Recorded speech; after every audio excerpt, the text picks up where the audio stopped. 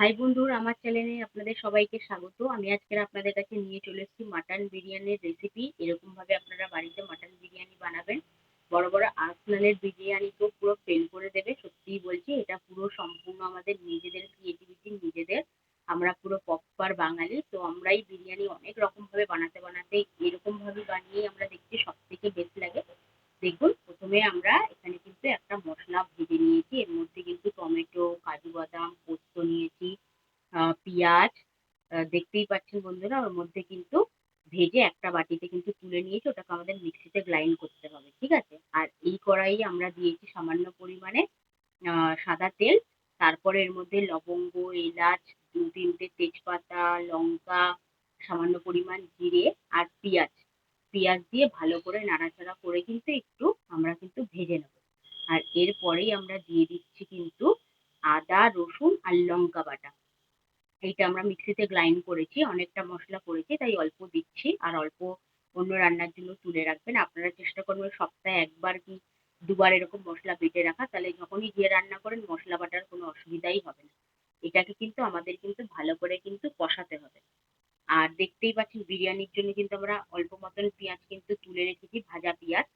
আর এর মধ্যেই আপনাদের ভালো করে কষাতে হবে। গ্যাসের ফ্লেমটা আপনারা মিডিয়াম রাখবেন। যদি দেখছে পুড়ে গেছে, তাহলে আপনারা কিন্তু গ্যাসের ফ্লেম কিন্তু লো রাখবেন। এটা কিন্তু সামান্য কিছুক্ষণ পর পরই আপনাদের ভালো করে কিন্তু নাড়াচাড়া করতে হবে, যাতে কোনো কারণে মশলা যাতে তলায় না লাগে।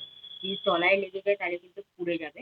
এর মধ্যেই আমরা দিয়ে দিচ্ছি 2 চামচ মতন কিন্তু লঙ্কার গুঁড়ো। আর এরপরেই আমরা দিয়ে দেবো এতে কিন্তু সামান্য পরিমাণ হলুদ। এইটাকেই কিন্তু ভালো করে আপনাদের কিন্তু কষাতে হবে, যাতে একদম তলায় না লাগে। ঠিক আছে? যদি দেখছেন তলায় লেগে যাচ্ছে, তখন একটু সামান্য পরিমাণ একটুখানি জল দেন।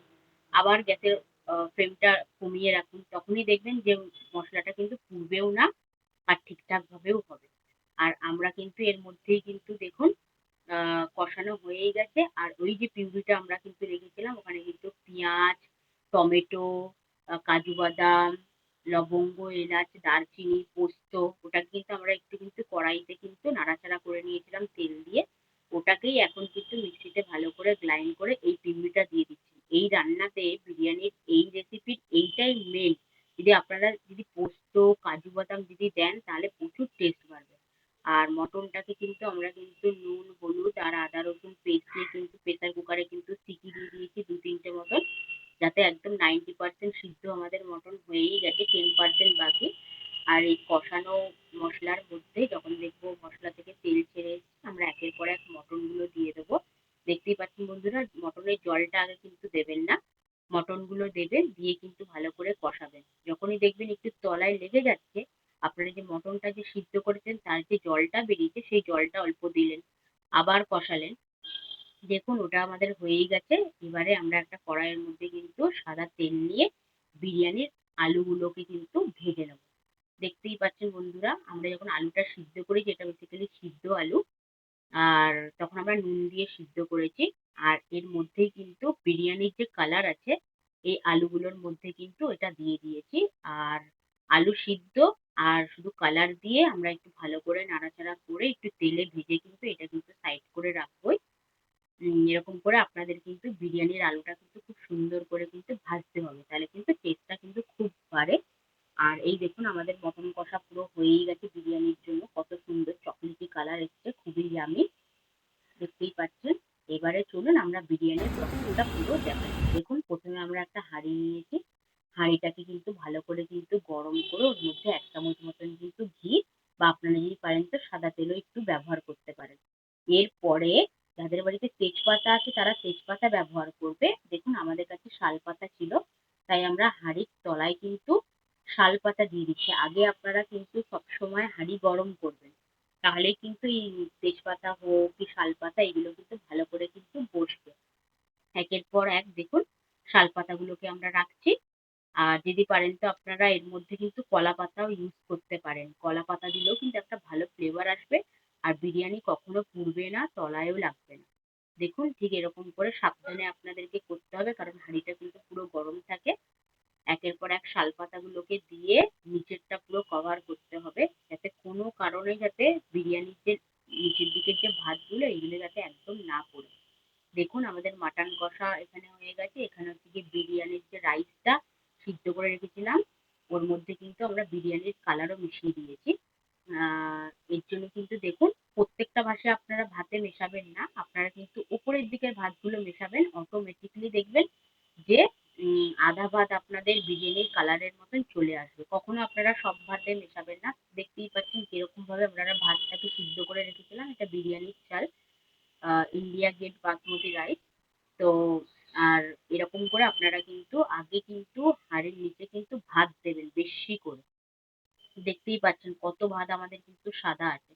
আর আলুটা ভেজেই নিয়েছি, আর মটন কষাটাও দেখতে পাচ্ছেন, আর ওখানে পেঁয়াজ বাটা, আর এখানে আমাদের লাগছে ঘি, আর এটা লাগছে হচ্ছে গিয়ে কেওড়া জল, আর এটা লাগছে কিন্তু আমাদের গোলাপ জল। এটাই কিন্তু বিরিয়ানির সিম্পল প্রসেস। আপনারা এরকম ভাবে ট্রাই করবেন, বড় বড় রেস্টুরেন্টে ফেল করে দেবে। আর এটা বিরিয়ানির মশলা।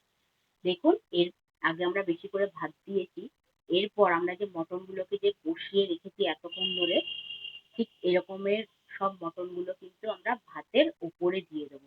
সবসময় চেষ্টা করবেন যে আপনারা মাঝখানে যাতে মটন বা চিকেন বিরিয়ানি গুলো যাতে মাঝখানে দেন, তলায় দিলে পুড়ে যাবে। আর ওপরেও দেবেন না, তাহলে নিচের ভাত গুলো কিন্তু এই গ্রেভিটা কিন্তু ঠিকঠাক লাগবে না। এটাই মেন টেস্ট। আর কেউ মটনে পোস্ত দেয় না, কিন্তু আপনারা পোস্ত দিয়ে ট্রাই করবেন মটন কষা, তাহলে সব থেকে বেস্ট হয়। আর এরপরে দেখুন এই যে আমরা ভাজা আলুগুলোকে তুলে রেখেছিলাম একের পর এক কিন্তু এই তেলে ভাজা আলুগুলোকেও দিয়ে দিলাম। এরপরে আমরা কিন্তু এর মধ্যে দিয়ে দেবো এই যে আমাদের বিরিয়ানির মশলা, দেখতেই পাচ্ছেন।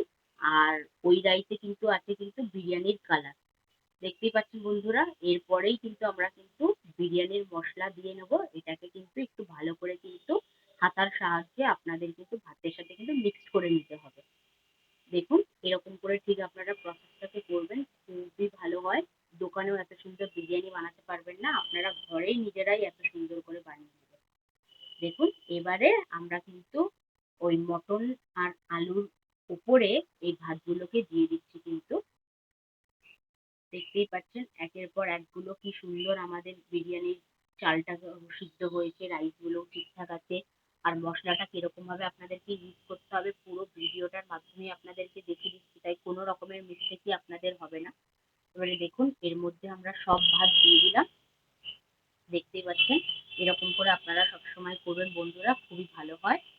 আর এরপরেই আমরা এর মধ্যে কিন্তু দিয়ে দেবো আমাদের একের পর এক ঘি, গোলাপ জল, কেওড়া জল, এইগুলো আমি আপনাদেরকে পুরোটা ভিডিওটা দেখাচ্ছি। দেখুন আপনারা এই ভিডিওর সাথে থাকবেন। যদি আমার ভিডিও যদি আপনাদের যদি ভালো লাগে বন্ধু, প্লিজ আমার পাশে থেকো। আমি নতুন ইউটিউবার, সবে সবে ভিডিও স্টার্ট করছি, তাই তোমরা আমার পাশে থেকো। আমি এরকম সুন্দর নিত্য নতুন ভিডিও তোমাদের সামনে নিয়ে আসবো, রান্নার আরো ভালো করে। আর এই দেখুন আমরা ঝর্ণা ঘি এখানে ঠিক 2 চামচ মতো ইউজ করেছি। আপনারা যদি পারেন তো ঘিটা একটু বেশি দিতেও পারেন, কিন্তু আমরা কম দিচ্ছি, কারণ আমরা বিরিয়ানিতে ঘরের বিরিয়ানি খাই, তাই একটু কমের মধ্যেই খেতে পছন্দ করি। আর তেল মশলাও দেখতেই পেরেছেন বন্ধুরা কত কম দিয়ে করেছি। এত কম দিয়ে কেউ তেল দিয়ে বিরিয়ানি করতেই পারবে না। আমি আপনাদের সাথে পুরো ভিডিওটা দেখলাম কত কম তেলে করলাম। আর এরপরেই দেখুন আমরা দিয়ে দিচ্ছি কিন্তু পরিমাণ মতন গোলাপ জল, আর এইটা হচ্ছে গিয়ে কেওড়া জল, এটাও ঠিক পরিমাণ মতন দিয়ে দিচ্ছি। এটা আমার মা করছে, ভিডিওটা আমি করছি। মা তো পুরো হয়েই গেছে সব। বিরিয়ানি করতে করতে মায়ের এখন আন্দাজ পুরো প্রপার হয়ে গেছে, তাই মাকে কোনো মেপে করতে হয় না। আর দেখতেই পেলেন বন্ধুরা, আগে ঘি দিলাম, তারপর আমরা গোলাপ জল দিলাম, তারপর আমরা কিন্তু দিলাম কেওড়া জল। আর এইটাই কিন্তু পুরো শত উপরে আপনারা দেবেন, তাহলেই কিন্তু নিচ অব্দি কিন্তু আপনাদের কিন্তু অটোমেটিকলি চলে যাবে। আপনাদেরকে গোলাপ জল বা কেওড়া জল রাইসে, প্রত্যেকটা রাইসে আপনাদেরকে মিক্স করতে হবে না। যখন গ্যাস কমিয়ে যখন আপনারা যখন বসাবেন, তখনই আপনারা বুঝতে পারবেন যে পুরো ভাতেই মিক্সড হয়ে গেছে। আর এটা আমরা দেখুন নিয়ে নিয়েছি আতর, একদম 2-3 ফোঁটা মতন আতর নিয়েছি। একদম অল্প পরিমাণ আপনারা আতর দেবেন। আতর দিলে কিন্তু একটু গা গোলায়, আর টেস্টটাও কিন্তু সবকিছুর কমিয়ে দেয়। আতরটা একদম সামান্য পরিমাণ ইউজ করবেন। এর মধ্যে আমরা দিয়ে দিচ্ছি কিন্তু একটু কেওড়া জল। এই কেওড়া জলটা দিয়ে এই ভাতের উপরে উপরে অল্প করে দিয়ে দেবো। আর আপনারা যদি পারেন তো, যদি আপনাদের বাড়িতে যদি দুধ থাকে, আমাদের বাড়িতে দুধটা আজকে ছিল না, তাই আমরা দুধটা স্কিপ করে দিয়েছি। লিকুইড দুধের মধ্যে আপনারা যদি পারেন তো একটু বিরিয়ানির কালার আর এই যে আতরটা আছে এটা দিয়েও কিন্তু আপনারা কিন্তু এরকম ভাবে কিন্তু বিরিয়ানির ওপরে দিতে পারেন। আর এই দেখুন বন্ধুরা, ওই যে আমরা আগে যে পেঁয়াজটা যে ভেজে রেখেছিলাম, এই ভাজা পেঁয়াজটার কাজ এখন এইটা আমরা কিন্তু হাঁড়ির ওপরে কিন্তু দেখতেই পাচ্ছেন, ওপরে কিন্তু এই ভাজা পেঁয়াজটা ছড়িয়ে দিচ্ছি। এটা কিন্তু আমরা কিন্তু তেলে ভেজেছি, আর এর মধ্যে কিন্তু ভাজা পেঁয়াজে কিন্তু সামান্য পরিমাণ কিন্তু বিরিয়ানির কালার আছে। আপনারা সবসময় একটু বিরিয়ানির কালারটা ইউজ করবেন, নাহলে পেঁয়াজ ভাজাটা অত সুন্দরভাবে কিন্তু হবে না। দেখতেই পাচ্ছেন বন্ধুরা কি সুন্দর কালার এসছে।